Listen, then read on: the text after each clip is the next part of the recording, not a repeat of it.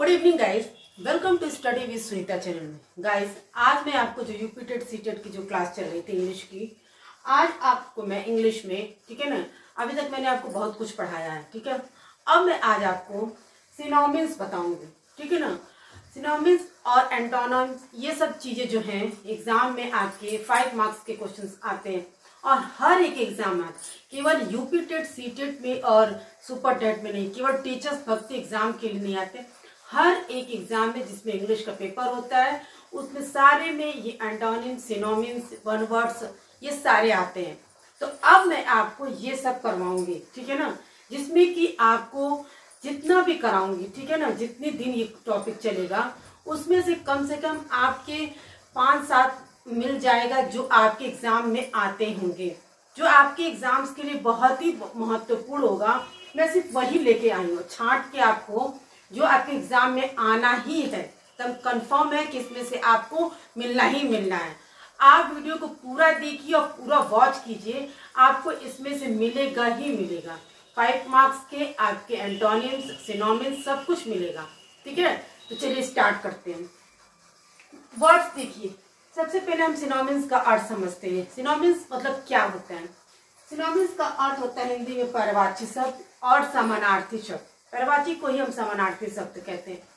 तो जो भी वर्ड शब्द होंगे उसके अर्थ जो होंगे आपके जो दिए रहेंगे 2 या 3, 4 जितने भी सबके अर्थ तो एक ही होते हैं, समानता एक ही होती है, लेकिन उसको तरीका उसका यूज करने का अलग अलग होता है। हर सेंटेंस में अलग अलग तरीके से इसको यूज किया जाता है, लेकिन सबके अर्थ और समान एक ही होते, इसीलिए इसको हम समानार्थी शब्द या पर्यायवाची शब्द करते हैं। मतलब कि उन शब्दों के अर्थ एक होते हैं, पर उसका यूज करने का तरीका अलग होता है, ठीक है। और वो अलग अलग वर्ड्स होते हैं, वर्ब भी हो सकते हैं, एडजेक्टिव भी हो सकते हैं, नाउन, मतलब वो कुछ भी हो सकता है। ऐसा नहीं है केवल वर्ब भी हो, वो वर्ड एडजेक्टिव भी हो सकता है, वो वर्ड नाउन भी हो सकता है, कुछ भी हो सकता है, ठीक है। लेकिन उन वर्डों का जो है आपके जो दिए रहेंगे उसमें सबकी मीनिंग जो है एक होती है, समान होते हैं, लेकिन जो अर्थ जो उसका समान होने के कारण लेकिन यूज करने का तरीका अलग होता है, इसीलिए इसको हम पर्यायवाची और समानार्थी शब्द कहते हैं। इसी को इंग्लिश में क्या हो गया? सिनोनिम्स। चलिए स्टार्ट करते हैं। आज मैं अभी आपको 10 बता रही हूँ, ठीक है ना।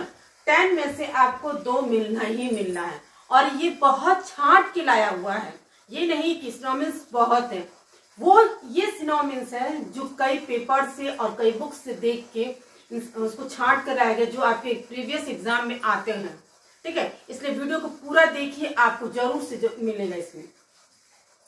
फर्स्ट वर्ड है एबंडन, मतलब छोड़ देना। इसकी हिंदी मीनिंग है, हिंदी मीनिंग इसलिए लिख दिया गया क्योंकि आपका जानना जरूरी है कि इसकी हिंदी मीनिंग क्या, उसी से आप समझेंगे इसके अर्थों को, ठीक है। तो अबंडन मतलब छोड़ देना, गिव अप वही मीनिंग, छोड़ देना, क्विट, डिस्काउंट, फॉरसेक, ठीक है, ये सब की मीनिंग वही होगी, बट लेकिन क्या है इसका तरीका और सेंटेंस के अकॉर्डिंग आपको अलग अलग जहां यूज करना है। तो ये भी मैं आपको किसी वीडियो में बताऊंगी कैसे कैसे सेंटेंस को यूज किया जाता है। फिर है आपका एबनॉर्मल, असामान्य, ठीक है। एबनॉर्मल हम बोलते हैं, एबनॉर्मल आदमी है, एबनॉर्मल मैन है। एबनॉर्मल ये एडजेक्टिव है, देखिए, असामान्य, इरेगुलर, अननेचुरल, अनयूजुअल, ठीक है ना। इरेगुलर, अननेचुरल, अनयूजुअल, ठीक है, ये इसका वर्ड्स है, मतलब सिनोनिम्स वर्ड्स है। एब्लॉबिस हटा देना, नष्ट करना, इसकी हिंदी मीनिंग है, और इसका सिनोनिम्स वर्ड्स है रिपल, कैंसिल, सुपर्स, ये आपके सिनोनिम्स वर्ड्स है। फिर है भरपूर, ठीक है ना, इसकी हिंदी मीनिंग है, और आपका इसका सिनोनिम्स है स्वर्म, टीम, प्लेंटीफुल, ठीक है। फिर एब्जॉर्ब यानी कि सोखना, किसी चीज को एब्जॉर्ब करना, सूखना, नष्ट करना, और इसका सिनोनिम्स वर्ड है स्क्वेंडर, डिस्ट्रॉय, बर्न, वेस्ट। ये आपकी किसी किसी के 4, 3 जैसे भी लिखा गया, लेकिन आपको सिनोनिम्स वर्ड्स हैं। फिर है आपका एब्यूज, गाली देना, ठीक है ना, जो बैड वर्ड्स यूज करते गाली देते, एब्यूज गाली देना, ठीक है ना। स्लेंडर, डिफेम, अपग्रेड, ठीक है, अचीव, प्राप्त करना, किसी चीज को अचीव मतलब प्राप्त करना, ठीक है, उसका क्या होगा, फुलफिल, परफॉर्म, अटेन, अचीवमेंट, उपलब्धि, किसी चीज की उपलब्धि प्राप्त करना, परफॉर्मेंस, फीट, एक्सप्लोइट। फिर है आपका एडवांस, हम लोग कहते हैं ना बहुत एडवांस चलना है, एडवांस कोई भी चीज advance, cultural advance, study advance, कुछ भी एडवांस होता है, आगे बढ़ना, प्रोसीड, फर्दर, प्रोग्रेस, ठीक है ना, एडवाइस, सलाह देना, ठीक है, रिकमेंडेड, काउंसिल और एडमोनिश, ठीक है ना। ये थे आपके 10। एक बार और आपको रिवीजन करा दे रही हूँ। एबेंडन, छोड़ देना, give up, quit, discontinue, forsake. फिर एबनॉर्मल, असामान्य, इरेगुलर, अननेचुरल, अनयूजुअल, ठीक है ना। एब्लोइस, हटा देना, नष्ट करना, रिपल, कैंसिल, सुपर, ठीक है।